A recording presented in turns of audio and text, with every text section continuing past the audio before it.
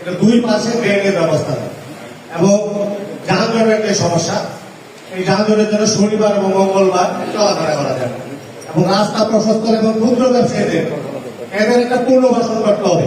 কারণ ফুটপাতে এদের যে ব্যবসা প্রতিষ্ঠানগুলো আছে এদেরকে যদি রাস্তা প্রশস্ত করা হয় এবং যানজট মুক্ত করা হয় তাদের এদেরকে পুনর্বাসন করতে হবে।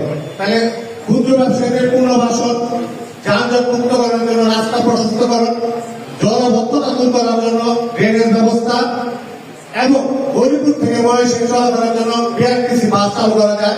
তার আমাদের সাথে বিআরটিসি বাস চালু আছে, নান্দারের সাথে আছে, আমাদের গরিপুরের সাথে বিআরটিসি বাস চালু হবে।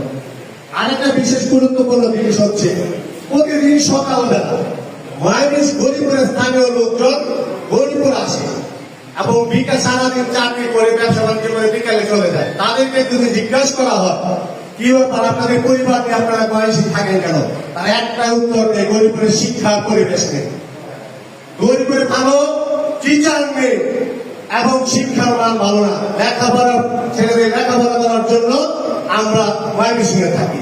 তাই মন্ত্রী মহোদয়ের কাছে আমার বিশেষভাবে অনুরোধ থাকবে গরিপুরের প্রত্যেকটি শিক্ষা প্রতিষ্ঠানের প্রতি আপনি নজর দেন, যেন গরিপুরের প্রত্যেকটি অভিভাবক এই গরিপুরের শিক্ষা প্রতিষ্ঠানের প্রতি যেন তাদের আস্থা ফিরে আনতে পারে।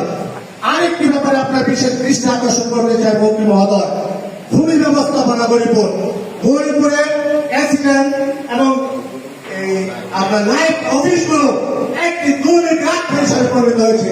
সাধারণ মানুষগুলো যখন তাদের কাজের জন্য যায়, যখন পুলিশ কোনো ব্যবস্থাপনার জন্য যায়, তার অফিস কর্তব্যগুলো এমন ভাবে কৌশলভাবে ঘুষ খায়, তখন এই নিরীহ মানুষগুলো ঘুষ দিতে বাধ্য হয়। সেই কথাগুলো আপনার কান পর্যন্ত আসে না।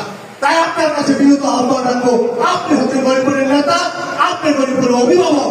এই গরিপুরের প্রশাসনের মাধ্যমে জনগণ বিরোধীগুলো হয়, আপনি সেই কাজে দৃষ্টি করবেন। আর গরিপুরের পৌরসভার প্রতি আপনি দৃষ্টি আকর্ষণ করবেন, কারণ সেটাও আপনার প্রশাসন পরিচালনা করছে। এই গরিপুরে প্রশাসন পরিচালনার পর এই 2 বছরের দৃশ্যমান কোন কাজ গরিপুর পৌর প্রশাসন মহোদয় দেখাতে পারে না। এটা হচ্ছে গত সরকারের ফ্যাসিস্টদের আমলে যেসব নিয়োগ দেওয়া হয়েছিল সেই নিয়োগগুলোকে পুনর্বাসন প্রক্রিয়া একটা সরকারি তহবিলের একটা প্রক্রিয়া চলছে। এই পৌর প্রশাসন বর্তমানে 2 বছরের কোন দৃশ্যমান কোন অবকাঠামো কাজ করতে পারে না। ধন্যবাদ।